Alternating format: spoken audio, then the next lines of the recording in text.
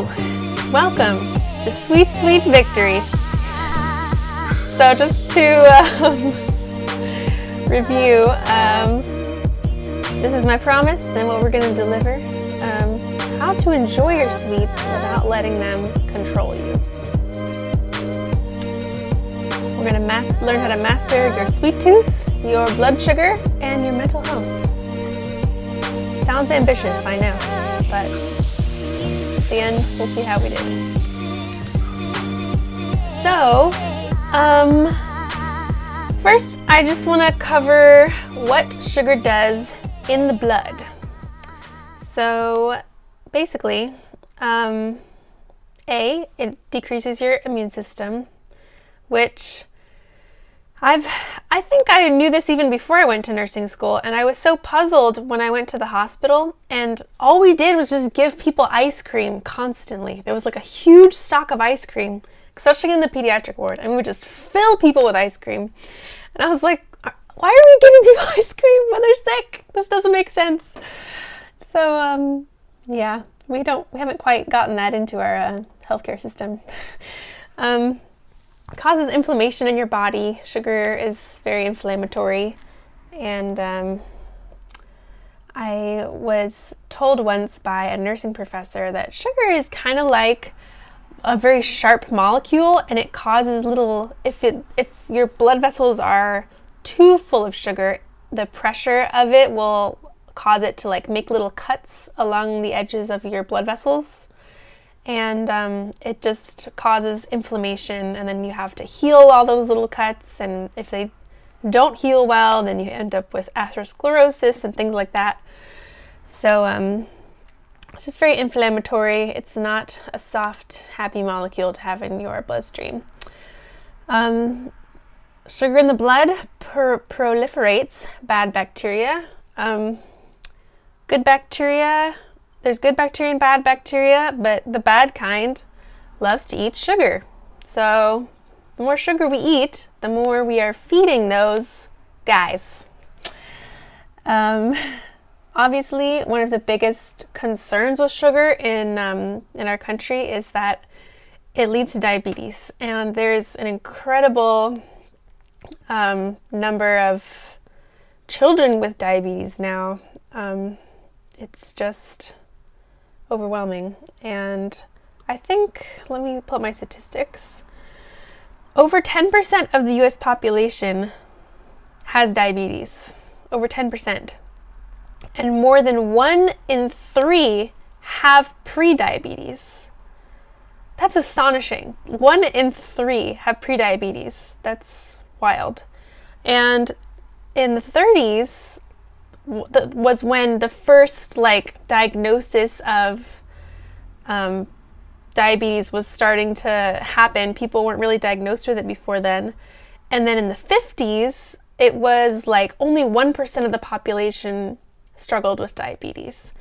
So just literally about 50 or 60 years later, we've gone from 1% of the population to 10%, and a third of all of us are borderline pre-diabetic. It's like a terrible plague that has come upon us. Yeah, it leads to fatty liver disease. In the 1980s was the first diagnosis of non-alcoholic fatty liver disease, because when you think of liver disease, you think about an alcoholic. Well, if your liver is pickled, then that must be because you're an alcoholic. But now it's incredibly common for people to have non-alcoholic liver disease, which is associated with sugar ingestion. A lot of people speculate that bad bacteria and yeast that digest extra sugar in your blood create basically ETOH alcohol in your gut. So even if you didn't drink any alcohol, there's alcohol being put into your bloodstream from these bad bacteria that are proliferating that may be one of the causes of your liver getting damaged. It's so, yeah. And 20% of children have been found to have fatty liver disease. 20%. That's 2 out of 10. That's shocking. Like, children, they're not drinking alcohol, and they're not, they don't have a lot of serious health issues yet.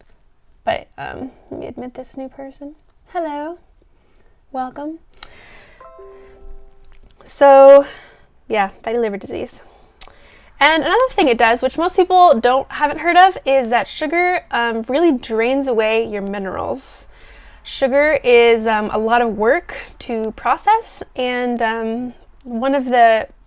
it really steals digesting pure, and I'm not just talking about molecular sugars like glucose in your blood, but like when you're digesting processed sugar and even like highly processed white flour does basically the same thing. Digesting that steals a lot of energy, like ATP. It steals a lot of your vitamin D, just uses it right up, and it uses a lot of zinc, calcium, and magnesium. Magnesium is one I wanted to chat about a little bit. Most people in the US are deficient in magnesium, and this is the main reason why, is because we eat so much processed flour and sugar. In almost every meal that we're eating, there's a processed flour or sugar, especially if it's something out of package or a frozen meal that's maybe labeled as healthy, but it has processed flour in it or processed sugar, and so we're getting it in small amounts all the time, most of us. So when your magnesium is low, some key indicators are you feel stiff, you have muscle soreness, you have difficulty falling asleep, difficulty staying asleep, you feel constipated. A lot of people feel this all the time. And we're constipated, we can't fall asleep, our muscles are stiff and sore, and we just want someone to rub our back. And it could be because we have low magnesium. And I remember I worked at a clinic in an underserved area once, and they had a nutritionist kind of lady, and she used to just get these free supplements from somewhere, and she would give magnesium to every single patient. And I was like, well, how do you know that they all need this? Like, just every single person gets the same thing? Like, maybe there's some that need it and some that don't. She's like, no, they all need it. But the sad thing is, magnesium deficiency is one of the hardest deficiencies to fix. Like, you can take magnesium pills every day for weeks and still be deficient because it doesn't necessarily absorb. So I like to take magnesium with some salt, because I think naturally we should be getting magnesium from natural salt, sea salt, Himalayan salt. I love real salt. I put that on my Instagram a lot, and I think that absorbs better, like the way that it was put by the Lord into nature in creation. That's the easiest way for us to absorb it. Just like any other vitamin or mineral, it's a lot easier to absorb in food. So yeah. River, quick question. Are you recording? Yes. Okay, cool. So let's talk about sugar in the brain.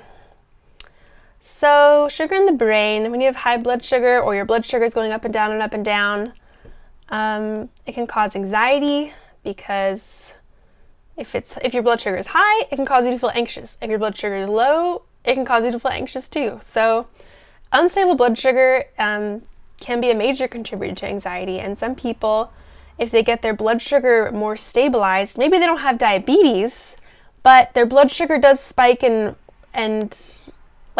fall drastically. And I used to have this a lot, and I'm a skinny person who doesn't look like a diabetic, but my blood sugar would go up and down so much, and I would crave carbohydrates, and if I was hungry, I got hangry, and I would feel jittery, and I was like, oh, I just need to eat something, and I would get anxious if I wasn't paying attention and I didn't realize, oh, I need to eat something. I would just start feeling anxious and I didn't know why.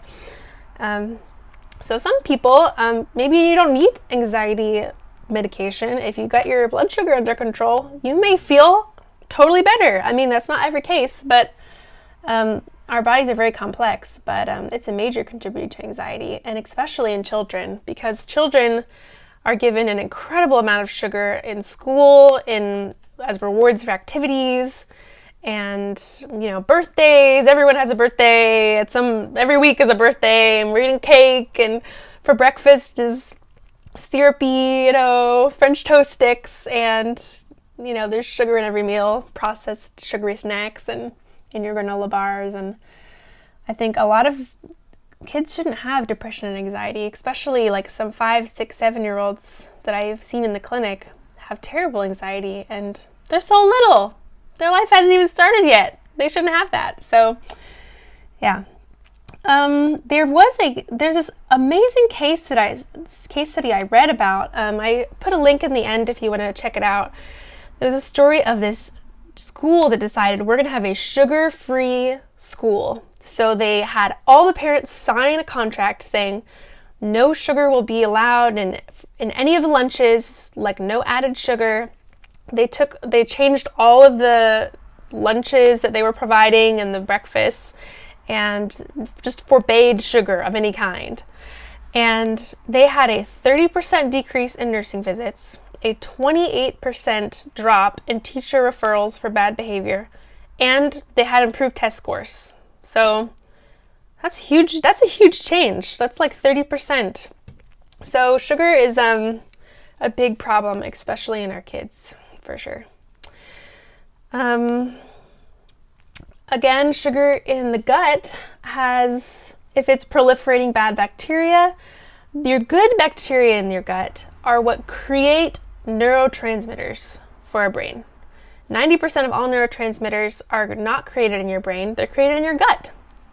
Who knew? So if your gut isn't doing so well, and then you're not producing enough neurotransmitters, then you're going to feel lower capacity all the time. This really contributes to a lot of addictive propensity for addiction, because if you have low neurotransmitters all the time, and then all of a sudden you eat a really sugary drink or you take drugs or something, it will artificially activate those opioid receptors or neurotransmitter receptors in your brain that should be activating up here. But because of your poor gut, your neurotransmitters are so low, you're more down here all the time.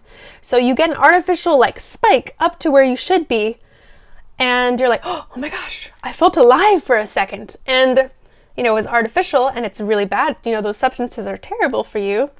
But you're like, oh my gosh, I need to have that again, because your body was created to be up here. So it perpetuates a feeling of need for those substances that are feeding that need you have just for healthy neurotransmitters.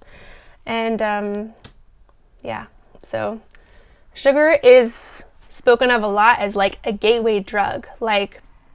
This is starting to become more commonly talked about in Alcoholics Anonymous, like gateway foods. Like if you eat too many unhealthy foods for a long period of time, it's more likely that then I'll slip back into alcoholism. So it's there's a lot of incredible studies out there around addiction and your microbiome right now. It's very interesting. But so that's the power of the damage that sugar does in the brain. So is all sugar terrible? Are all sweets evil? I would argue no. And in biblical times, when they talk about the promised land, it's called the land flowing with milk and honey. And we don't have time to talk about milk today, but I will some other time. But honey is incredibly healing substance. There's people use it medicinally now, like Manuka honey. There's a lot of good, properties in there. So there's a nice picture of honey.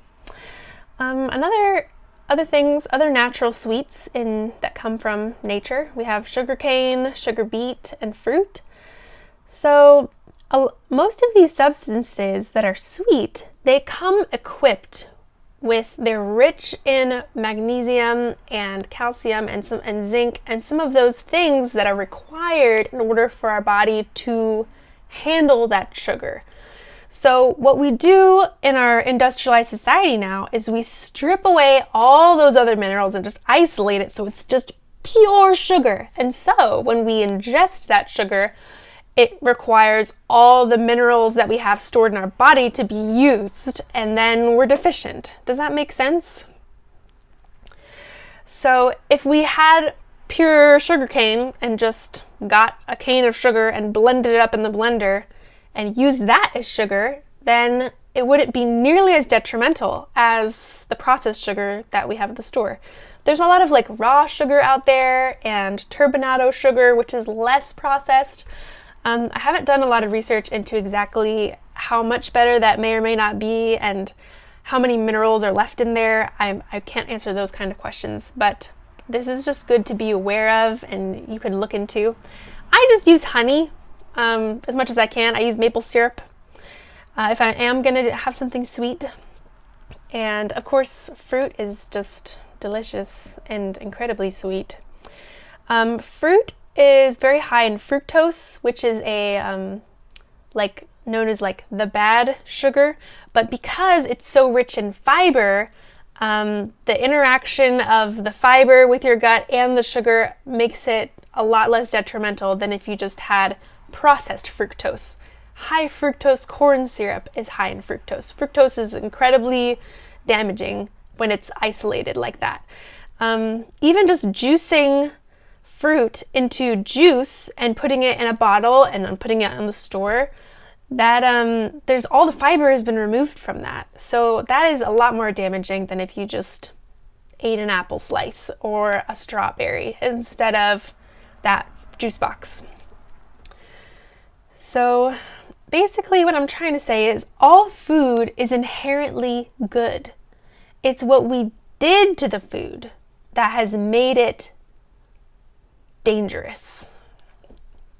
So there's a really great podcast interview with somebody that I listed in the links at the end of this, and he was saying how Brazil has a food classification system that's different than ours. You know, when you look at the nutrition box, the ingredients on the back of the box or the bottle of whatever you're buying, it has like the ingredients, it has X amount of vitamin C, X amount of vitamin D.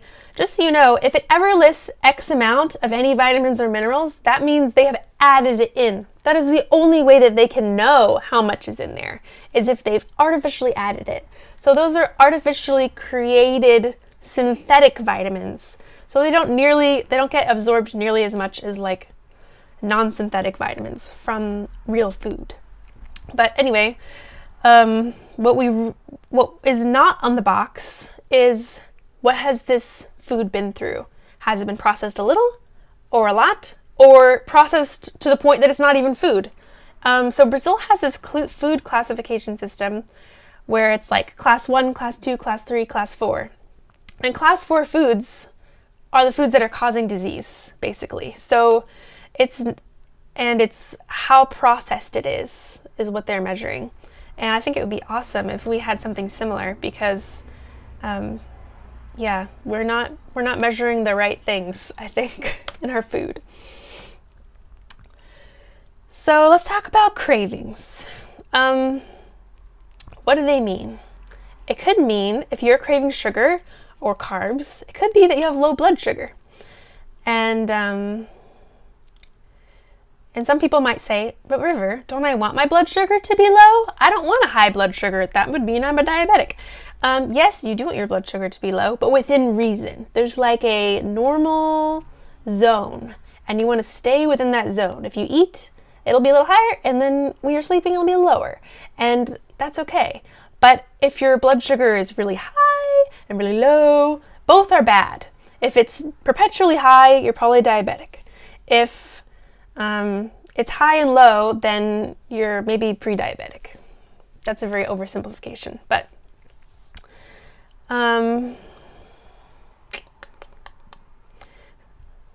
so actually one of the most, I'll get to that later.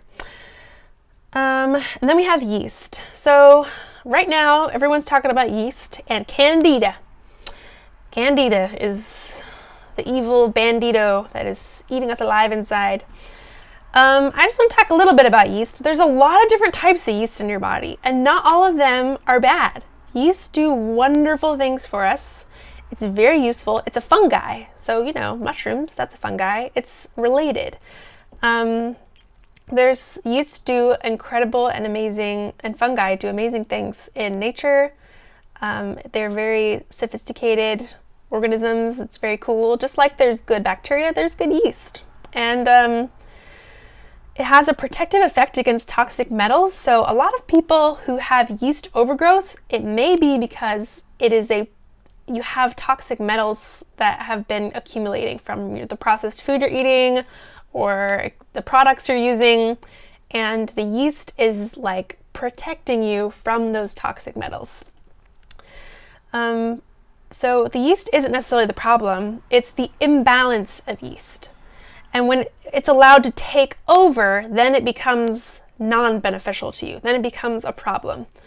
And this usually starts when we take antibiotics. Everyone has taken antibiotics at some point in their life. And when we took that antibiotic, we did severe damage to our guts that it may or may not have fully recovered from. Like maybe it came back a little bit, but it probably never came right back to the way it was at the beginning. And those damages are passed down by generation. So if my mom had a couple antibiotics, then I had strep 5 times when I was a little kid, so I had a lot of antibiotics. And now I'm going to have a baby, and it's passed down. And some of these problems, autoimmune problems, allergy problems, gut problems, they're not necessarily genetic. They're not from your genes, but they're from your microbiome, because microbiomes are also passed down through generations. If you were born, from your birth mother, if it's, your adopted mother, that obviously is not what I'm talking about. But, yeah. Crazy. So that's yeast and antibiotics. Yeah, yeast is a huge problem with so many people, and yeast can grow tendrils as long as a tube sock and be anchored in your gut and reach into your blood vessels when it completely overgrows. And it can be it can make you so tired. You can feel exhausted. And some people, if they just clear up yeast, maybe they take like an fungal medication, all of a sudden they feel like, I'm awake, I'm alive, I can think clearly. But that's not the end solution, because if you're just taking an antifungal and then you stop taking it, but the metals that are still there, and the other things that are causing them to be there are still there, then they will just regrow. And unless we have like a holistic changing of the environment. So I'll talk about that later. Yeah. There's some stories of people who will pass yeast in their stool, and afterwards, like, their sugar cravings disappear. Like before, they were craving sugar so badly, and it just goes away. I heard a ding, which means someone commented, but I can't read it. Jabez, can you read it for me? Oh wait, I got it. How do you know if you have yeast in your body? Yeah. Yes. Is that the next picture? I will get to that. I have an answer. There is a spit test that you can do that's very cheap and affordable. You literally get a glass of water, and first thing in the morning, you spit into it. And then depending on if it floats or if it sinks, you can tell if you have yeast or not. It's pretty clear. It's not 100% accurate, but neither is any blood test. So I think it's pretty good and easy. And I'll show you a picture of that later. Another thing, if you are craving sweets, it could be your body's crying out for fats. In our culture, fats are evil because we think, oh, if I eat a fat, then I will become fat. Not true. Not true at all. It's the carbohydrates that cause you to gain weight, and it is the BPA in your processed food that is causing you to gain weight. It is not fats. Fats are slimming, they're great for your heart, they're incredible, they're so healthy for you. We have to talk about what kind of fats, and I may not have time to go into all of that, but yeah. This is why people crave things like cookies, ice cream, baked goods, donuts. These are all very sweet, but they also all have high fat content. And so if you've been restricting fats from your diet, if you've been eating fake butter and fat-free milk and fat-free yogurt, then your body is probably like, oh, I need fat. And so you crave the only thing that you do eat that has fat, which is probably ice cream. So, yeah. Our cell walls are made out of fat. Half of our dry body weight is fat. Your brain is made of fats. We need fats. We need fats. We cannot restrict fats. In every culture across the world, if someone is sick, if someone is elderly, if someone's trying to get pregnant, they give them fats. They give them fatty food. They give them butter. And in America, we are confused. And I think there was an article in a famous magazine that came out about butter. It said butter is back. So I think we're starting to realize the error of our ways and how our processed vegetable oils are actually just to make money and not to make us healthy. But yeah, there are so many vitamins that are only found in fats. Fat-soluble vitamins. Vitamin A, vitamin E, vitamin K, vitamin D. Vitamin D is in fat. If you have some lard, you have a rich source of vitamin D. You also need sunshine, but yeah, I can go on forever about fats. Yep. So let's carry on. So now that I've scared the pants off of you about all the terrible things with sugar, what do I do? So we're going to go through these simple steps. These are very, very simple. Number 1, eat real food. Number 2, we're going to learn how to make honey butter. And number 3, we're going to consider addressing our yeast. So here we go. Real food. So the first step to eating real food is getting in the kitchen. But River, I don't have time. I don't have time to be in the kitchen. I'm busy. You're right. You don't have time because in your culture, we don't value time in the kitchen. So we fill our time with other things and other places. But let this be a challenge to you to embrace a degree of slower living.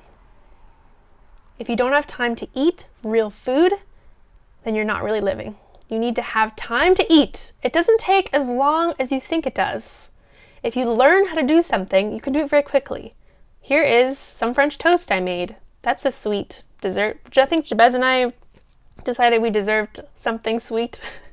And we were going to watch something, I think WandaVision.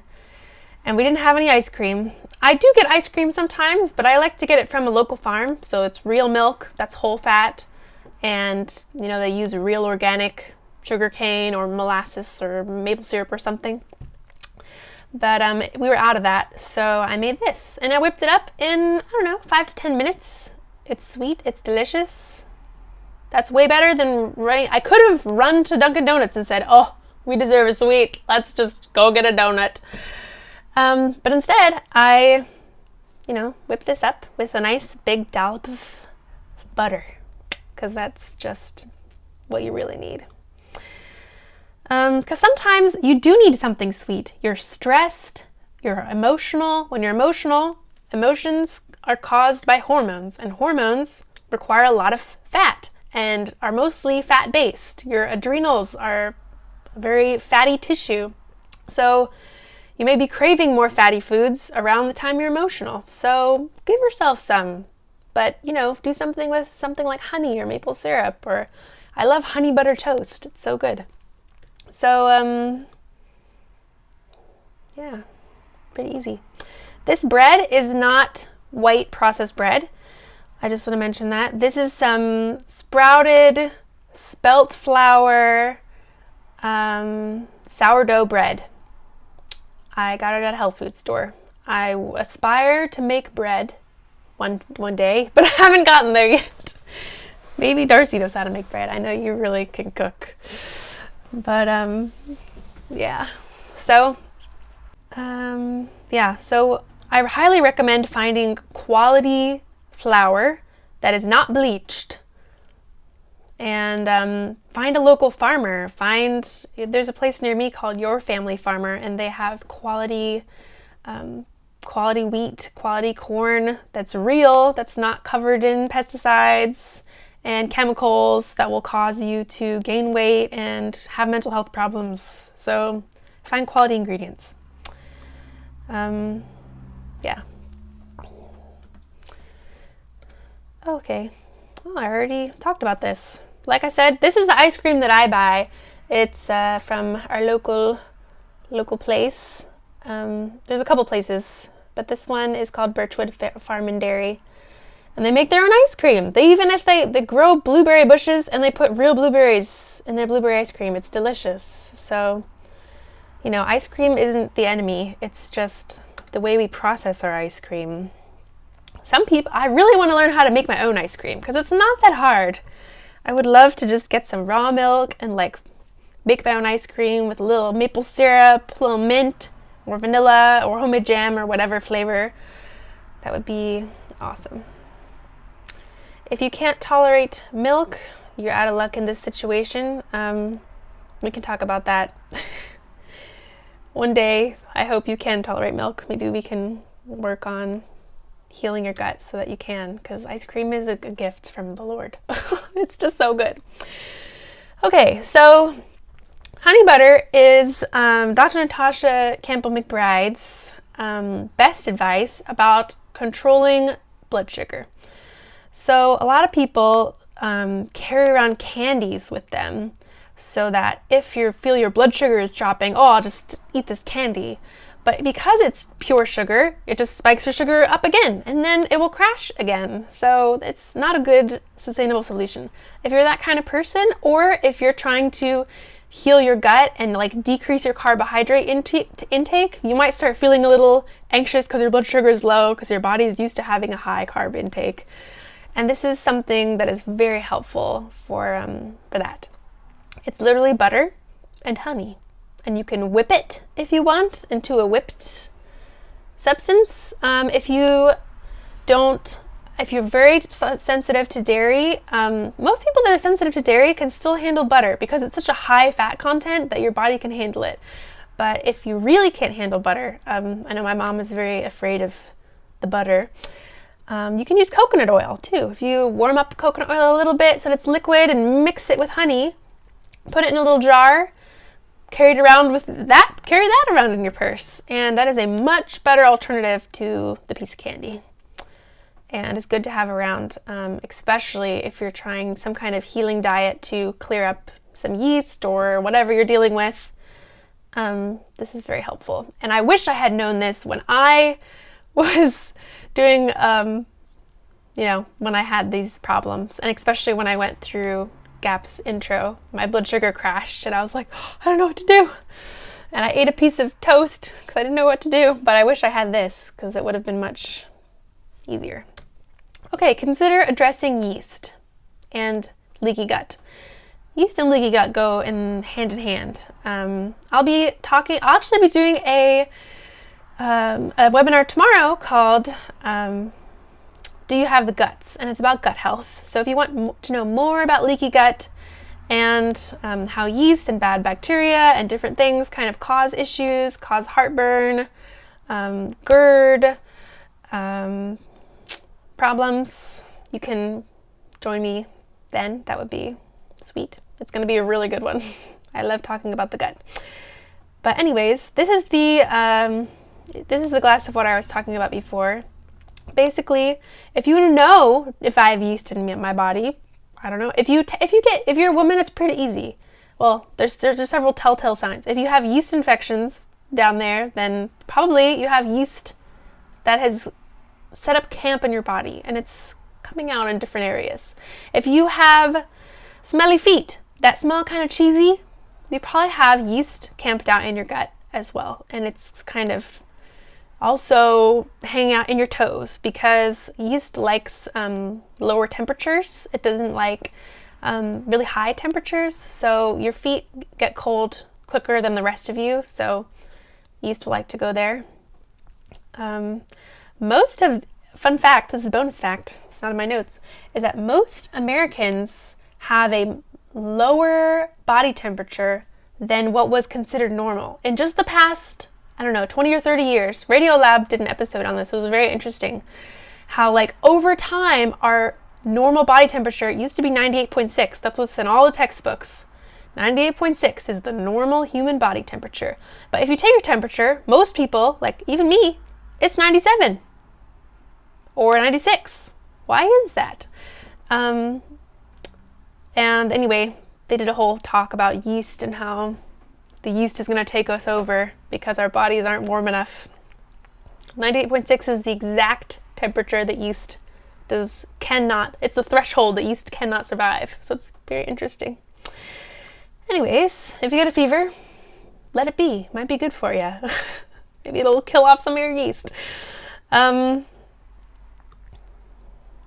so we talked about how yeast is not evil, some of the benefits of yeast. I didn't include the picture of spit in the glass because I figured you wouldn't want to see that. It's kind of gross. But basically, if it floats completely, you're good. If it looks like a jellyfish, then you have some yeast. If it looks like a jellyfish and there's things floating down to the bottom, then you definitely have substantial yeast. That's basically the idea. It could happen. It takes a bit, so you just let it sit there for a while, up to an hour.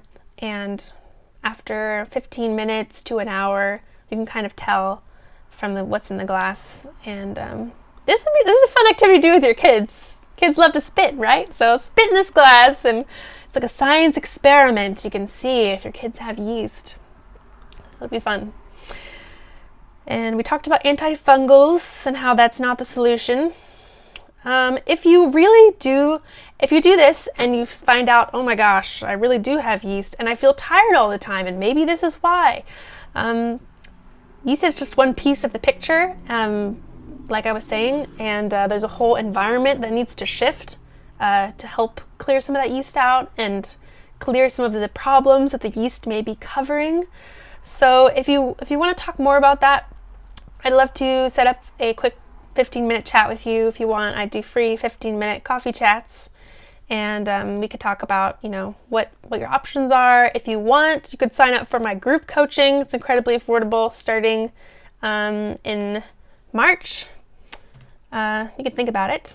But anyways, like I said, tomorrow I'm going to be talking more about gut health. That's tomorrow at 7 for those who are too busy Valentining today. And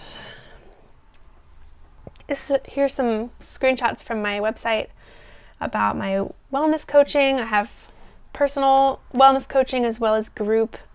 And of course, if we're not sure what to do next, we could chat for 15 minutes if you like. And I can give you some links. So here's some of the resources that I was talking about. One of them is the Wise Traditions podcast on sugar.